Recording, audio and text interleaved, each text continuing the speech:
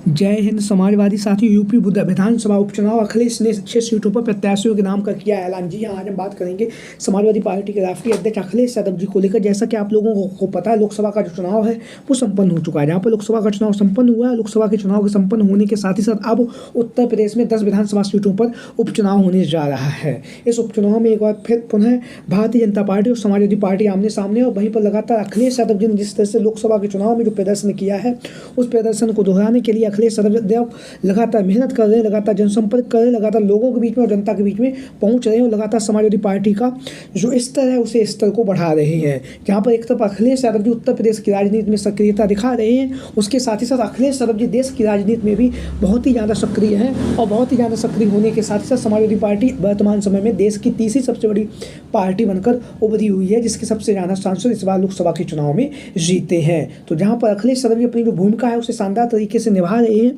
उसके साथ ही साथ अखिलेश यादव जब समाजवादी पार्टी को राष्ट्रीय पार्टी बनाने के लिए भी प्रयासरत हैं। और उत्तर प्रदेश में जहाँ पर आप लोगों को पता है 10 विधानसभा सीटों पर उपचुनाव होने जा रहा है, उसके लिए अखिलेश यादव जी लखनऊ पार्टी कार्यालय में बैठकर बैठकों का दौर जारी है। लगातार बैठकों का दौर जारी होने के साथ साथ लगातार समाजवादी पार्टी के तमाम पदाधिकारियों से मिलकर अखिलेश यादव जी रणनीति बना रहे हैं, और रणनीति बनाने के साथ ही साथ ज़्यादा से ज़्यादा सीटों पर समाजवादी पार्टी के प्रत्याशियों को जिताने के लिए अखिलेश यादव मेहनत कर रहे हैं। लगातार जिताऊ, जमीनी और टिकाऊ प्रत्याशियों को अखिलेश यादव जी उत्तर प्रदेश की विधानसभा सीटों पर जहां उपचुनाव होने जा रहा है वहां पर उतारने का काम कर रहे हैं। वहीं पर आज हम बात करेंगे इन 6 सीटों को लेकर। तो सबसे पहले हम बात करेंगे कहल की विधानसभा सीट से।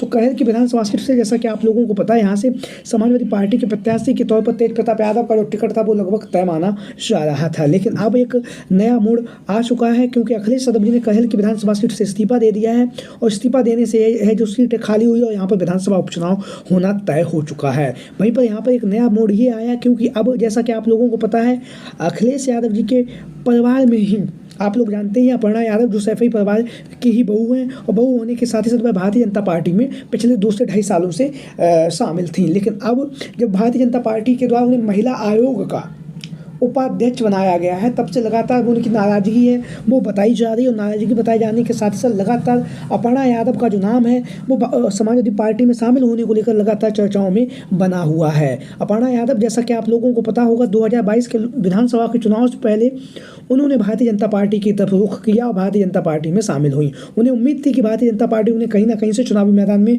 उतरने का मौका देगी, लेकिन भारतीय जनता पार्टी में ऐसा नहीं हुआ। ना ही उन्हें विधानसभा के चुनाव में मौका मिला, ना ही जो लोकसभा उपचुनाव हुआ वहाँ पर मौका मिला, और उसके साथ ही साथ ना ही अब जब लोकसभा का चुनाव 2024 में संपन्न हो चुका, ना ही उसमें अपर्णा यादव को मौका दिया भारतीय जनता पार्टी ने। हालांकि अभी कुछ समय पहले, कुछ दिन पहले अपर्णा यादव को उपाध्यक्ष नामित किया गया है महिला आयोग का, जिसको आप लोगों जिसकी जो खबर आप लोगों को पता भी होगी। इनके साथ में एक अन्य जो महिला, उन्हें भी महिला आयोग का उपाध्यक्ष नामित किया गया। तो अपर्णा यादव की जो अब नाराजगी की जो खबरें वो लगातार चर्चाओं में बनी हुई हैं। लगातार दावा किया जा रहा है कि अपर्णा यादव शिवपाल सिंह यादव जी के संपर्क में है, और शिवपाल सिंह यादव जी के संपर्क में होने के साथ साथ समाजवादी पार्टी में शामिल हो सकती हैं। इस तरह की जो खबरें लगातार चर्चाओं में बनी हुई हैं। अब हम शिवपाल सिंह यादव जी को लेकर बात करेंगे। तो शिवपाल सिंह यादव और अपर्णा यादव का जो संबंध है ससुर और पुत्र वधू का है। दोनों के बीच की जो नज़दीकियाँ, एक दूसरे का मान सम्मान दोनों लोग करते हैं, क्योंकि आप लोगों को पता होगा जब शिवपाल सिंह यादव जी ने अपनी नई पार्टी बनाई थी प्रगतिशील समाज पार्टी, तब भी अपर्णा यादव ने शिवपाल सिंह यादव जी के साथ में कंधे से कंधा मिलाकर खड़ी रही। तो वही खबरों बनी हुई है कि अब अपर्णा यादव को समाजवादी पार्टी में लाने की जो जिम्मेदारी थी वो शिवपाल सिंह यादव जी को दी गई थी, और शिवपाल सिंह यादव जी से अब अपर्णा यादव संपर्क में है। और लगातार जो अब राजनीति में अपर्णा यादव का जो नाम है वो लगातार चर्चाओं में बना हुआ है। लगातार दावा किया जा रहा है कि अपर्णा यादव समाजवादी पार्टी में शामिल हो सकती है, और उन्हें शामिल करवाने में शिवपाल सिंह यादव जी अपनी महत्वपूर्ण और बहुत ही बड़ी भूमिका अदा करने जा रहे हैं। अगर ऐसा होता है, अपर्णा यादव समाजवादी पार्टी में शामिल होते हैं भारतीय जनता पार्टी का साथ छोड़कर, तो कहीं ना कहीं इसका जो प्रभाव है वो कहल की विधानसभा सीट पर हमें देखने के लिए मिल सकता है। कहल की विधानसभा सीट से अखिलेश यादव जी फिर यहाँ से अपर्णा यादव को भी चुनावी मैदान में उतार सकते हैं। लगातार इस बात की खबरें भी लगातार चर्चाओं में बनी हुई हैं। अगर अपर्णा यादव समाजवादी पार्टी में शामिल होती हैं तो फिर कहल की विधानसभा सीट से समाजवादी पार्टी के प्रत्याशी के तौर पर अपर्णा यादव चुनावी मैदान में आप लोगों को दिखाई दे सकती हैं। लगातार इनके नाम की जो चर्चा है वो काफ़ी तेज़ी के साथ हो रही हैं। इसी के साथ हम बात करेंगे अब अलीगढ़ की जो खैर की विधानसभा सीट है। अलीगढ़ की जो खैर की विधानसभा सीट है सुरक्षित सीट है। सुरक्षित सीट होने के साथ ही साथ यहाँ से अब एक नाम लगातार चर्चाओं में बना हुआ है, जो जनता जनार्दन के द्वारा लगातार इनकी मांग की जा रही है, वो है लक्ष्मी धनगर।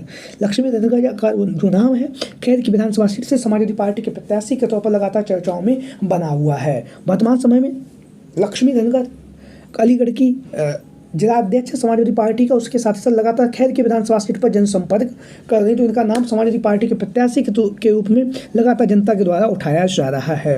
वहीं पर हम बात करेंगे अब कुंदरकी की विधानसभा सीट को लेकर, तो कुंदरकी की विधानसभा सीट से यहाँ से मोहम्मद रिजवान का जो टिकट है वो तय माना जा रहा है। मोहम्मद रिजवान यहाँ से 2 बार के लगातार के विधायक भी रह चुके हैं और 2012 और 2017 में इन्होंने यहाँ से रिकॉर्ड मतों से जीत हासिल की थी।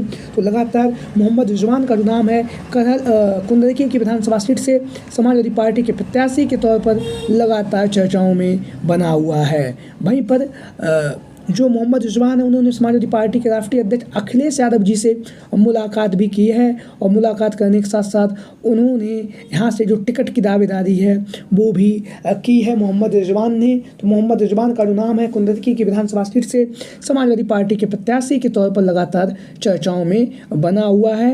लगातार उनके नाम की जो चर्चाएँ हैं वो हो रही हैं, लगातार वहाँ पर जो बैठकों का दौर जारी है और लगातार अखिलेश यादव जी प्रत्याशियों के नाम को लेकर मंथन कर रहे हैं।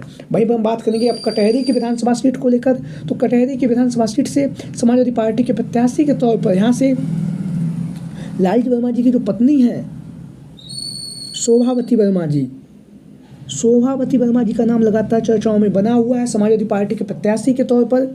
उसके साथ ही साथ शोभावती वर्मा जी लगातार जनसंपर्क कर रही हैं, लगातार जनता के बीच में पहुंच रही हैं, जनता के बीच में पहुंचने के साथ साथ लगातार लोगों से और जनता से मिल भी रही हैं और लगातार समाजवादी पार्टी के लिए प्रचार प्रसार भी कर रही हैं। वहीं पर मजबूती के साथ अपने टिकट की दावेदारी भी पेश कर रही हैं शोभावती वर्मा जी, जैसा कि आप लोग इन तस्वीरों के माध्यम से देख भी रहे हैं। वहीं पर शोभावती वर्मा जी पूर्व में जिला पंचायत अध्यक्ष भी रह चुकी हैं, तो इसलिए इनके नाम की जो चर्चाएँ हैं लगातार जो कटहरी की विधानसभा सीट है वहाँ से समाजवादी पार्टी के प्रत्याशी के तौर पर लगातार शोभावती वर्मा जी का नाम चर्चाओं में बना हुआ है। लगातार टिकट की दावेदारी कर रही, लगातार लोगों के बीच में और आम जनता के बीच में पहुंचकर लगातार समाजवादी पार्टी का प्रचार प्रसार कर रही हैं शोभावती वर्मा जी। यहाँ से आप लोग इन तस्वीरों के माध्यम से देख भी रहे हैं। इसके साथ ही साथ अब हम बात करेंगे फूलपुर की विधानसभा सीट को लेकर। फूलपुर की विधानसभा सीट जैसा कि आप सभी लोगों को पता है, यहाँ से समाजवादी पार्टी के प्रत्याशी के तौर पर अमरनाथ मौर्य का जो नाम है लगातार चर्चाओं में बना हुआ है, क्योंकि अमरनाथ मौर्य ने फूलपुर की विधानसभा सीट से लोकसभा के चुनाव में रिकॉर्ड मतों से उन्होंने यहाँ से विजय सिद्धि प्राप्त की थी। तो इस बात का ध्यान रखते हुए जनता के द्वारा अखिलेश यादव जी इस बात को मंथन जरूर कर रहे हैं कि यहाँ से अमरनाथ मौर्य को चुनावी मैदान में उतारा जाए, जिससे कि जो फूलपुर की विधानसभा सीट है यहाँ से समाजवादी पार्टी को जीत हासिल हो सके। तो लगातार चर्चाओं में नाम बना हुआ है और चर्चाओं में नाम बने रहने के साथ साथ लगातार अमरनाथ मौर्य जनसंपर्क कर रहे हैं लोगों के बीच में और जनता के बीच में पहुंचकर लगातार समाजवादी पार्टी का प्रचार प्रसार कर रहे हैं और लगातार मजबूती के साथ अपनी दावेदारी भी पेश कर रहे हैं। इसके साथ ही साथ हम बात करेंगे मिर्जापुर की मंझवा की विधानसभा सीट से। मिर्जापुर की मंझवा की विधानसभा सीट से दामोदर प्रसाद मौर्य, जैसा कि आप लोग इन तस्वीरों के माध्यम से देख रहे हैं, दामोदर प्रसाद मौर्य पूर्व में प्रत्याशी भी रह चुके हैं। पूर्व में प्रत्याशी रहने के साथ ही साथ अब उनका जो नाम है मिर्जापुर की मंझवा की विधानसभा सीट से समाजवादी पार्टी के प्रत्याशी के तौर पर लगातार चर्चाओं में बना हुआ है, लगातार जनसंपर्क कर रहे हैं, लगातार लोगों से मिल रहे हैं। तो आप लोगों की क्या राय है इन संभावित दावेदारों को लेकर जो लगातार टिकट की दावेदारी पेश कर रहे हैं? आप लोगों की जो भी राय हो, जो भी विचार हो, सभी साथी कमेंट बॉक्स के माध्यम से अपनी राय और अपने विचार दे सकते हैं। आज की वीडियो में इतना ही। जय हिंद, जय भारत, जय समाजवाद, जय अखिलेश मिशन 2024।